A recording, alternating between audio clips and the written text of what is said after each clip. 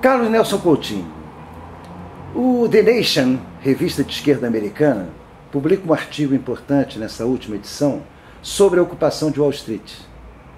E cita, o título desse artigo é o seguinte: para onde vai Wall Street? Colocando fundamentalmente a problemática de ausência de um eixo referencial, digamos, uma liderança que possa prever pela palavra de ordem, como teve Martin Luther King na luta anterior pela igualdade racial, etc. Eles sentem a ausência de algo desse jaez que pudesse dar um rumo para o movimento. Qual é a tua avaliação dessa análise, vendo o quadro que você está vendo, desse alastrar de manifestações espontâneas por todo mundo? Sim, eu acho que a primeira coisa a fazer é elogiar o que está acontecendo. Quer dizer, de repente tínhamos a sensação, o fim da história, o fim das ideologias, de você ter um movimento espontâneo, é verdade, mas de dimensões globais, mundiais, e um movimento extremamente importante que está colocando claramente palavras de ordem anticapitalistas. Pode não dizer assim, somos contra o capitalismo, mas são contra tudo aquilo que é gerado e criado pelo capitalismo. A impressão que eu tenho, eu não li o artigo do The Nation, mas a impressão que eu tenho é que se ele diz que falta, eu até vou usar claramente a expressão, um partido político ou partidos políticos que organizem esse movimento espontâneo, dê a ele uma direção consequente, mas vejam bem, eu acho que cabe esperar que isso aconteça, não é? Eu acho que não é uma coisa a ser forçada, eu acho que à medida que o movimento cresça espontaneamente, também espontaneamente ou muito naturalmente, vão surgir formas de organização que podem até não assumir, digamos, o nome de partido, não é? Mas que servirão para dar uma orientação consciente a esse movimento espontâneo. Você diria que falta o sujeito histórico nesse movimento? Olha, essa é uma das grandes questões que hoje enfrentamos nós marxistas, não é? Quem é o sujeito histórico da Revolução hoje? Então, na época de Marx, era mais ou menos claro para Marx, e na realidade, que esse sujeito era a classe operária fabril, né? No mundo moderno, contemporâneo, o mundo do trabalho se diversificou enormemente, não é?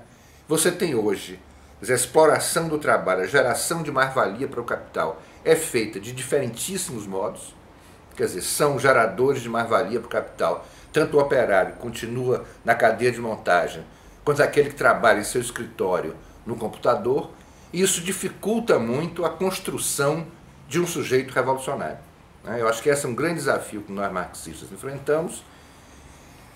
Agora, veja bem. A saída. Pois é, eu acho que no mundo do trabalho está o sujeito revolucionário, não é? Nesse mundo diversificado, mas que é um sujeito revolucionário que eu diria, com um termo de Marx, ainda é em si, ou seja, não é para si, no sentido que não tomou ainda consciência dessa sua condição de sujeito revolucionário. Movimentos como esse que estão acontecendo no mundo, os indignados, ocupam Wall Street, podem ser um elemento desencadeador, eu diria assim, dessa tomada de consciência, dessa emergência de um sujeito revolucionário como uma força efetiva, organizada.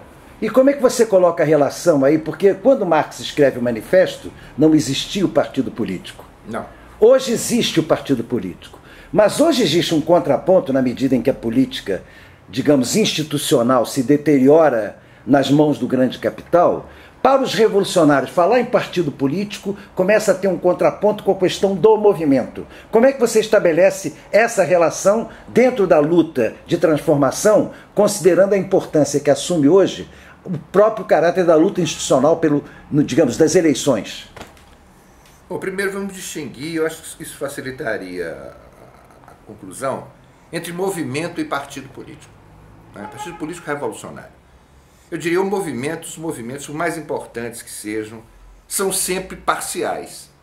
Não é? Quer dizer, o movimento visa, por exemplo, a conquista da terra, a libertação da mulher, o tratamento igual a negros, gays, etc, etc. Não é? Há um perigo forte, e isso está acontecendo no mundo atual, de que esses movimentos parciais se fragmentem e terminem facilitando a sua absorção pela ordem do capital. O partido, ao contrário, o Partido Revolucionário, coloca essas lutas parciais numa dimensão universal, não é? Coloca, por exemplo, que essas questões só serão plenamente resolvidas na medida em que a ordem capitalista seja substituída por uma outra ordem social. Então, nesse sentido, me parece muito importante manter essa distinção entre movimento e partido, não é? Ou entre luta imediata, digamos assim, e a luta universal, que coloca a questão do Estado, certamente, e como tal a questão das instituições, né? Eu me lembro que o Lenin dizia claramente isso: o movimento operário deve superar a sua fase meramente sindicalista, colocando a questão do Estado como questão fundamental da luta pela transformação da ordem social. Então, nessa medida, eu concordo que a luta institucional é fundamental, mas também é fundamental uma interlocução com os movimentos. Eu acho que encontrar um equilíbrio entre essas duas coisas foi algo que faltou ao PT, não é? O PT começou movimentista, desprezando a institucionalidade, e terminou, na última década, no mínimo, não é? A prestigiar apenas a institucionalidade, né? Se tornar um partido de governo, digamos assim, esquecendo essa dinâmica e essa interlocução com os movimentos sociais. Mas você acha possível fazer um processo revolucionário num país como o Brasil hoje, fora do caminho da disputa institucional? Ou seja, é possível pensar no conceito da insurreição rupturista? Não. Seguramente eu acho que o caminho institucional é o caminho prioritário da luta revolucionária nos países que Gramsci chamou de ocidentais, ou seja, onde há uma relação equilibrada entre Estado e sociedade civil. Como eu considero que o Brasil é hoje, não é? Já é há algumas décadas um país de tipo ocidental, eu acho que o caminho da Revolução no Brasil é o caminho do que Gramsci chamou de guerra de posição, ou seja, alguma coisa que permite a conquista de espaços através das instituições. Então, nesse sentido, eu me lembro que se definiu uma vez a estratégia política do Partido Comunista Italiano como uma longa marcha através das instituições.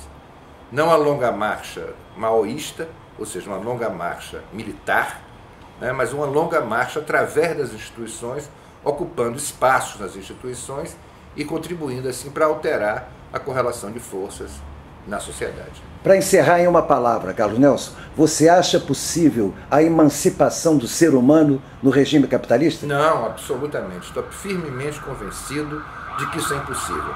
Nós temos que criar uma outra ordem social para que o homem não só se emancipe, mas se realize plenamente como homem. E você reparou que a sirene da ambulância veio correndo para tentar socorrer o capitalismo. Espero que ela não frutifique. Não frutificará. Um abraço. Outro.